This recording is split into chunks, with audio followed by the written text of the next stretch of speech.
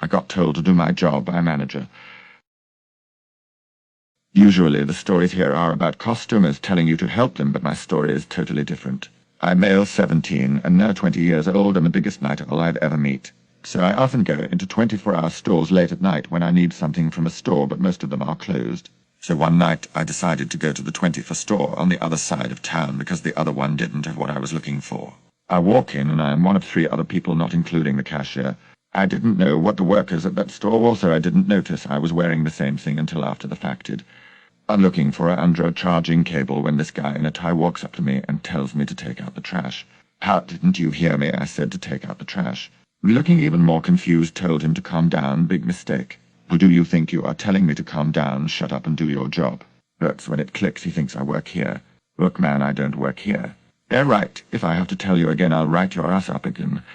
My name is Jeremy. I tried to tell him again when a guy dressed just like me, even down to the black shoes and haircut, walks out of the stuff, only door wondering what's going on. He looked a lot like me. I could tell he was also Dominican. The face on the asshole manger changes from anger to shock as he looks at me, then back to his worker. Needless to say, I'm pissed that this white middle-aged man couldn't tell the fucking difference between his worker and a costumer just because we both looked somewhat alike. He tries to say sorry about the whole thing and how it was just a misunderstanding. I demand to speak to his boss or else. He gives me the number of his supervisor. I call and go off on this guy about how one of his manager had treated me like I was trash just because he thought that I was one of his workers. How even if I was, how it was unacceptable the way he treated me. I got a $50 gift card, and that manger just looks away from me every time I walk into that store, and he's there working the register. I'm sure the staff had a good store to tell to the day shift workers.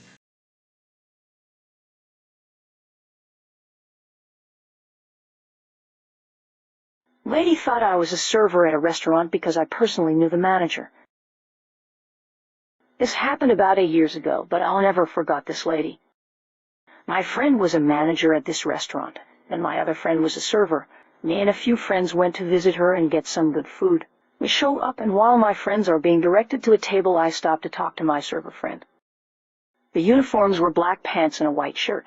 I just so happened to be wearing black yoga pants and a white shirt. Similar but not the same. I talked with my friend for about 2 minutes, then walked to the bathroom. I walked past a table and the woman was staring me down.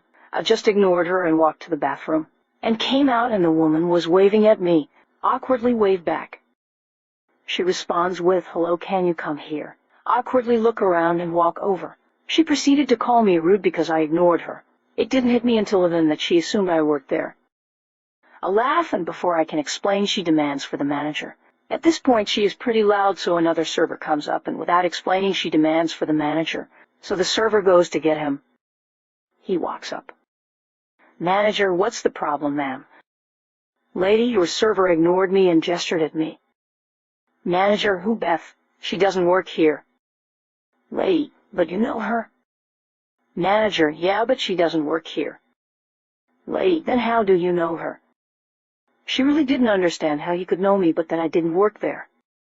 This went on, and eventually she accepted it and dismissed us by saying I shouldn't be dressed like the servers.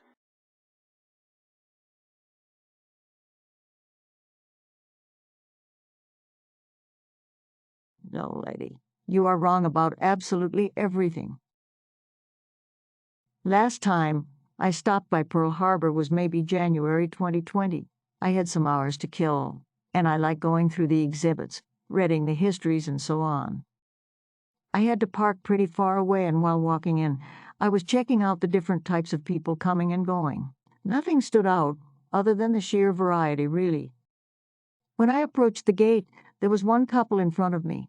I don't remember much about the husband, but the wife. She was in her late 40s or early 50s and dressed like she was going to a fancy dinner. She also had a massive purse and another bag of some sort.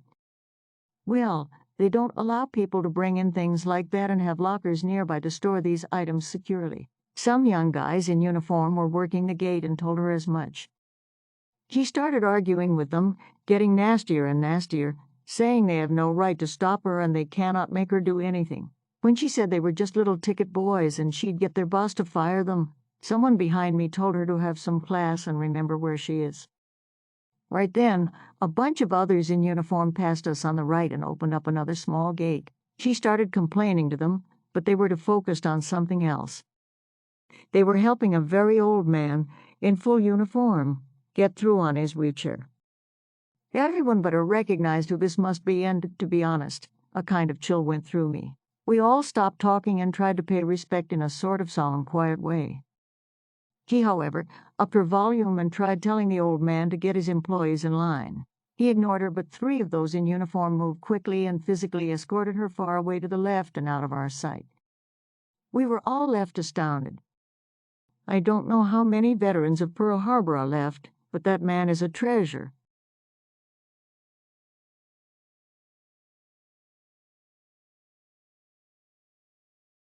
Nash's The Karen Crusher. I'm not entirely sure if this fits here, but it does involve misidentifying someone's profession, though unconventional for this sub. Still, I think you guys will get a kick out of it. I sure did. This is a story about a friend, Mattias. He is from Sweden, visiting in the States for a while. He has no discernible accent, but he does occasionally force one for dramatic effect or to catch people off guard.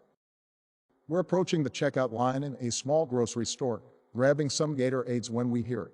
The howls of a Karen, berating the cashier over an apparently expired coupon. The Karen was a stocky, pale woman of about 50, and short with her hair up in a knot, wearing an unseasonably warm fox fur jacket over a tight t-shirt and shorts that didn't quite cover her ass cheeks. If a blind hooker dressed herself in the dark, you might get something close to this. We only caught the tail end of the tirade, but heard the Karen spewing the typical idiot, useless and fired, amongst other incoherent grunts and whines and growls. No double paraphrase here, as I can't even write a Swedish accent, so just imagine one. Without missing a beat, Mattias jumps into action, approaching the Karen. "Wow," he exclaims, looking back to me in a deliberately embellished accent. "Do you know who this is? This is Miss Sandy Bottoms, the most favorite vintage porn star in all of Sweden."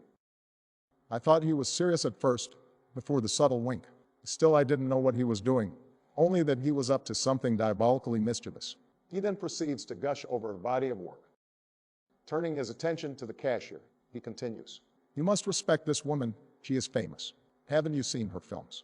It's not just porn, it's erotic art. She was the mom in Summer on Schoolgirls. She practically invented the ping pong ball trick. She was a pioneer. Many people don't know this, but the adult industry used to be very misogynistic. But when she saw a glass ceiling, she blasted through it, firing little plastic pussy balls like a howitzer."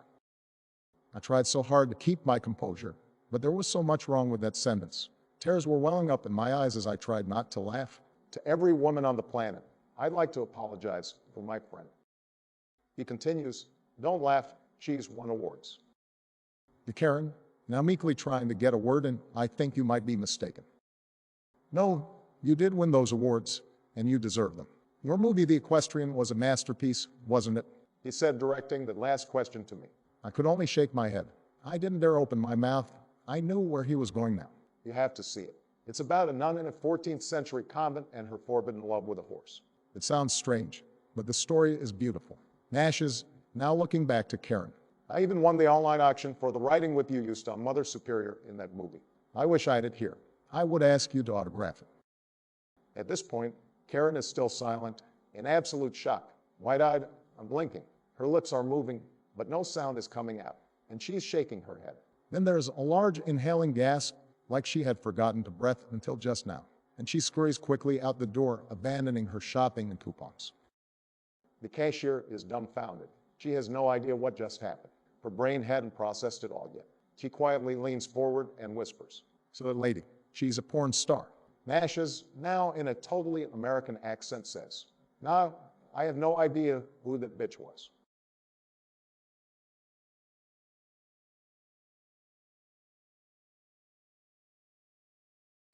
Check out my other marvelous videos.